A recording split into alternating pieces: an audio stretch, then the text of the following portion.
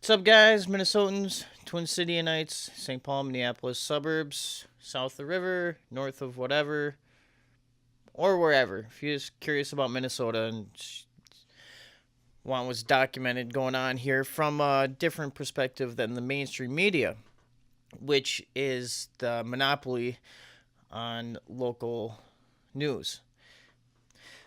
What I want to talk about today is earlier this week, there was a mass search warrant issued for anybody in the city of Edina, which is a very affluent suburb outside of Minneapolis. If you're from Minnesota, Twin Cities area, you know of it. But very affluent, low crime rate,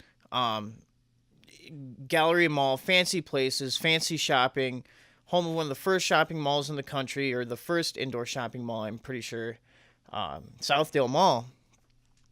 Um, there was a Hennepin County judge issued a mass search warrant for anybody in the city of Edina, which is like, what, 50, 60,000 people, who Googled or searched or had any sort of internet inquiry about a person's name who was swindled out of $38,500,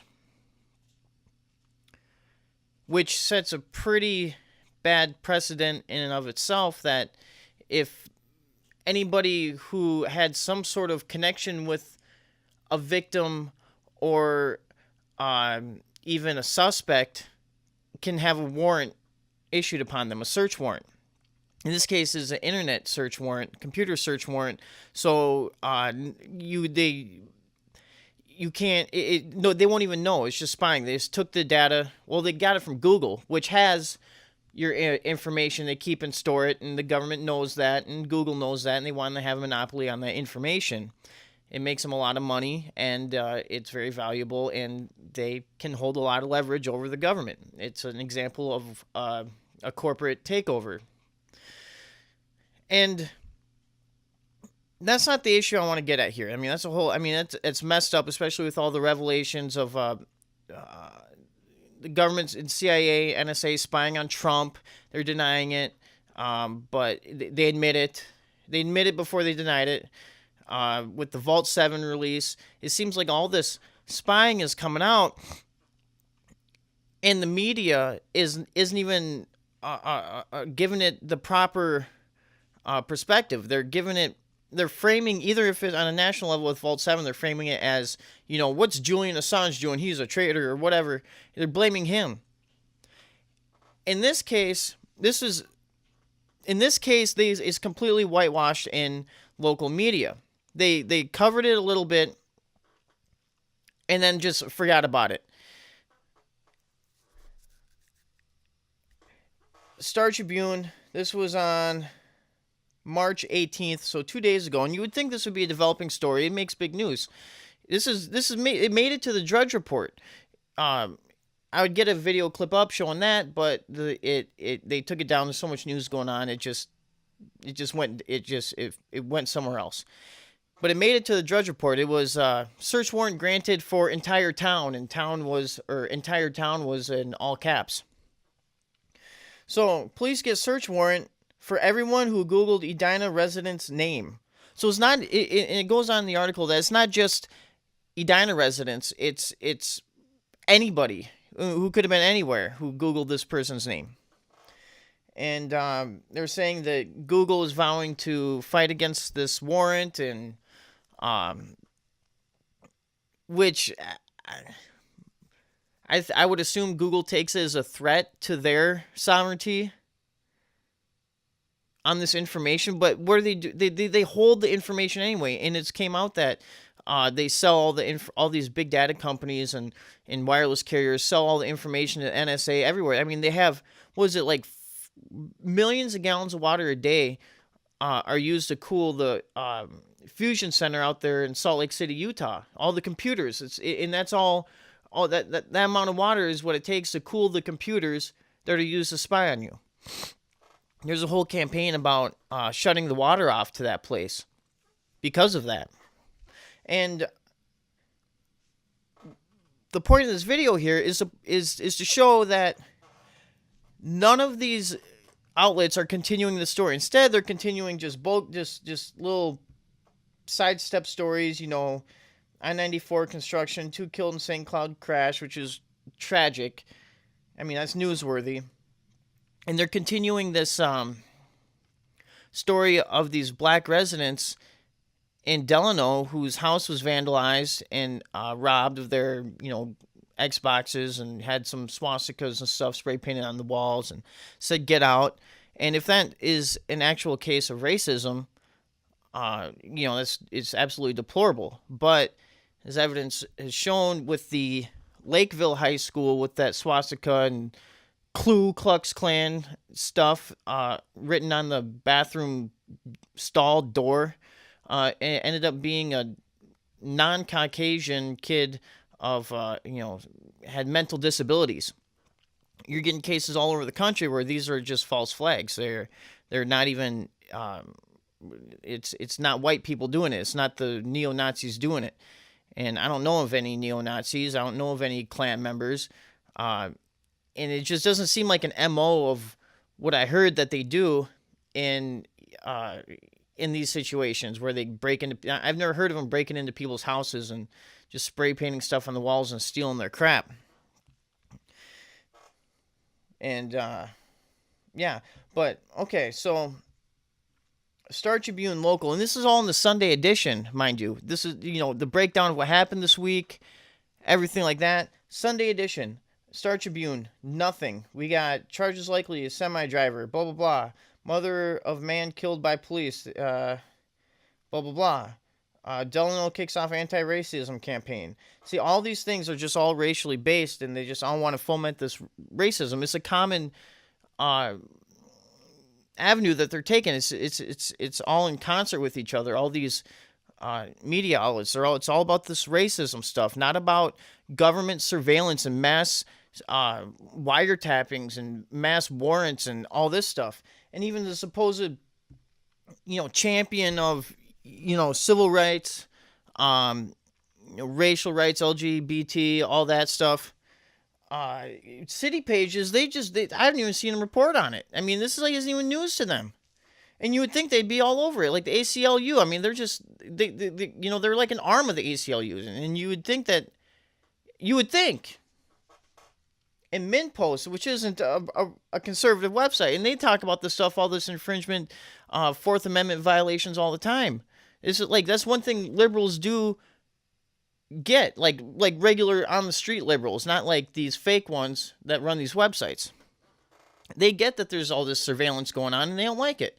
People want their privacy. When you're in a private situation, when you're to yourself, when you're not being observed, you have more free thoughts. You're just more free in the head, and that's what it's all about, and that's what this country is all about, and that's what the world should be all about. And MinPost, nothing. City pages, nothing. WCCO, nothing. Star Tribune, nothing. Care 11, nothing. All these, this is by far one of the biggest stories of the year in Minnesota, of this, just a mass search warrant of an entire city and then some, and it's just completely swept under the rug. And it really shows their agenda, that they're about this racial, just keep injecting this like racial division, all these racial stories in. Those are the ones I don't want to say should be swept under the rug, but shouldn't be made top priority. I mean, because there's all sorts of other, racial attacks against white people that happen every day in, downtown Minneapolis or St. Paul or wherever, Bloomington, Richfield. It doesn't matter. Those happen all the time, but those don't even get the light of day. Those are, only people who see those are the police reports or the police officers that are handling the situation in the police reports. That's all that happens. But when an incident like this in Delano happens, they continue the story, and it's a newsworthy story if it's if it's the actual story that it was some white racist or whatever kind of racist that did it. But more often than not, it's black people doing it to themselves, or somebody else doing it to themselves, or some sort of white liberal pretending to do this in order to foment it more. I mean, like some sort of activist group member, they'll do it just as a false flag. And I'm about 65% that that's the case in this, and 35 that it's an actual racist attack. Just because based on the recent past, that's the case. And they haven't found any perpetrators or anything. It's just the candlelit vigils, and honestly, I can't believe how all these people can think that the story is at face value without asking any more questions, which the media isn't even doing. They're not asking any questions about it. They're just saying, oh, it's a racial attack, and we haven't found the suspects, and this is horrible. And not even entertaining the thought that just the last swastika graffiti that happened locally at the Lakeville High School was done by a non-white, and just not even making that connection there. And it's not hard to do. I didn't go to journalism school to figure something like that out, but they're in on an agenda. They don't want you to know about all this surveillance that's happening on everybody in very clever ways through the computer. I mean, this computer here has 2 different cameras on it. 2 different cameras. One's for facial recognition. So when you open up, it's a Windows computer. When you open up a Windows computer, you type in your password.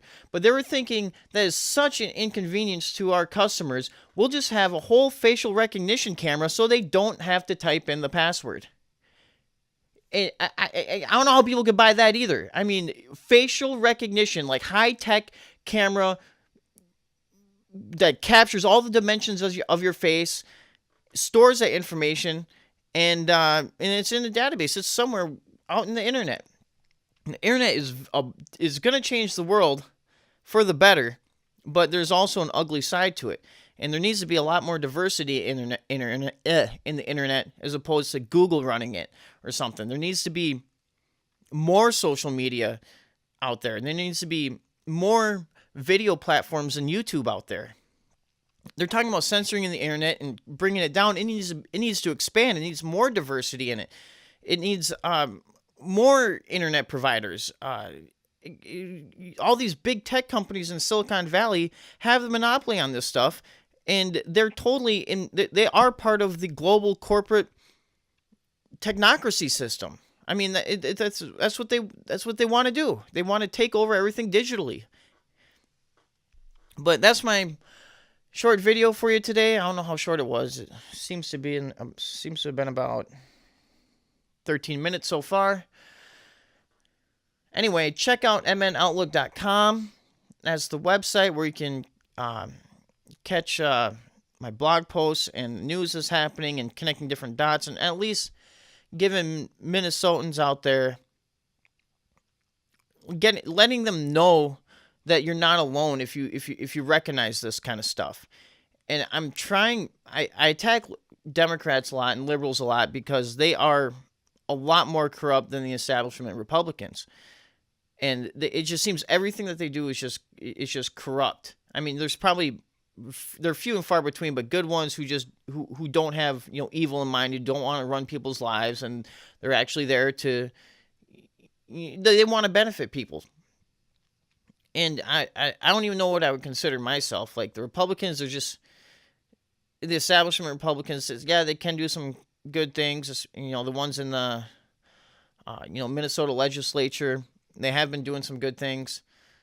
But it's the Republican stereotype is so sterile. It's not cool, whereas the Democrat stereotype is like hip and cool and everything. And that's all social engineering. That's all manufactured. That's all, the image they crafted to present to the public. Whereas Republicans, I think there's just more policy based than, they don't really care about their image or what people think of them. And they try to, they try to, but they fail every time. Anyway, that's it for you today. I'm Alex Hoddle. Visit mnoutlook.com. That's the website. Hope you have a good day. We're almost done with winter. We're all sick of it. This is just terrible. It was 50 degrees today, and that was refreshing. Thanks, guys.